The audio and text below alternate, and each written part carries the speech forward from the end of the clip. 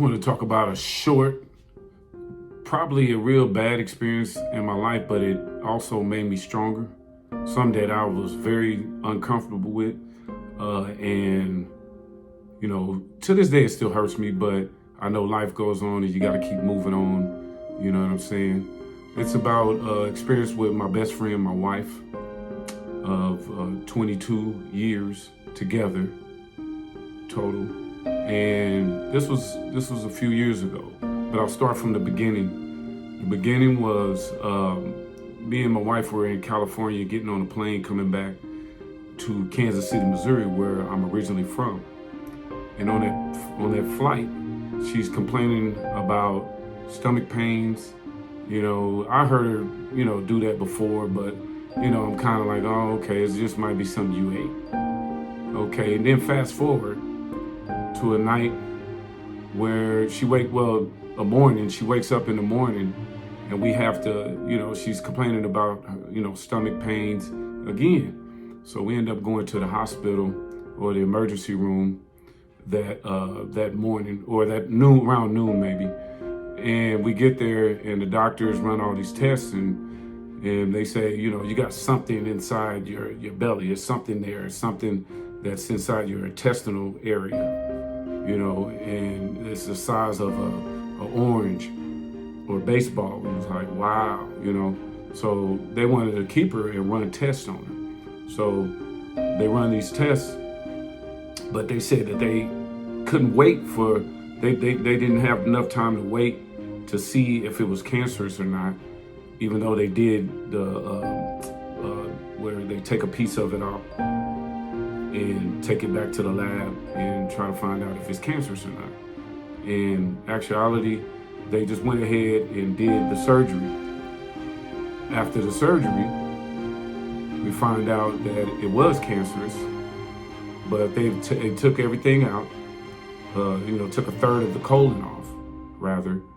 And, she didn't want to get the chemotherapy. And we both were kind of ignorant about, this cancer thing. You know what I mean? We're thinking that everything is kind of good, but she was like, I'm not taking it. I'm not doing any chemo or radiation or whatever that allopathic medicine, mainstream hospitals and doctors want you to do. So fast forward, we moved to Phoenix, Arizona, and some of these pains started to come back. And this is fast forwarding into about like two years later.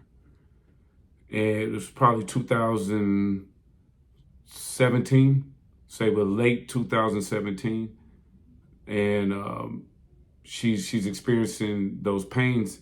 Well, not late 2017, it was late 2016 going into 2017. And she's having these pains again. And we go to the doctor. The doctor does a x-ray. He sees something on her lung. And after they see something on her lung, he said he wants to go in there and try to see what that is. So he schedules an appointment for us to see a certain doctor that specializes in that area, goes into the lung, checks it, finds out that it's cancer. The cancer spread from the colon to the lung. What I ended up finding out that anytime you have a surgery, it's a high risk chance that it metastasizes. If I'm saying that correctly, I might be saying it wrong, but it will spread automatically to other parts of the body. So to make a long story short, she ended up passing away in July of 2017. Matter of fact, July 8th. Anniversary was just a few weeks ago. Yeah, she ended up passing away, and this situation left me with 4 boys to take care of on my own, which they were young. I had 2 teenagers and 2 twins that were 11 years old, and it was a struggle trying, emotionally, it was a struggle. Financially, it was a struggle to keep moving forward, but I kept pushing through, and here I am. I'm still here.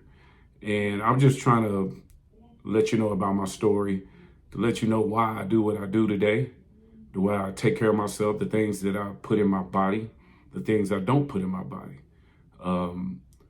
You really want to be careful with what's out there, in your foods, in your medications, and whatever your doctor may be telling you. You want to do your own personal research always before you listen to anybody else, even if they're a medical professional. That's word. Thank you for listening to my story. Peace.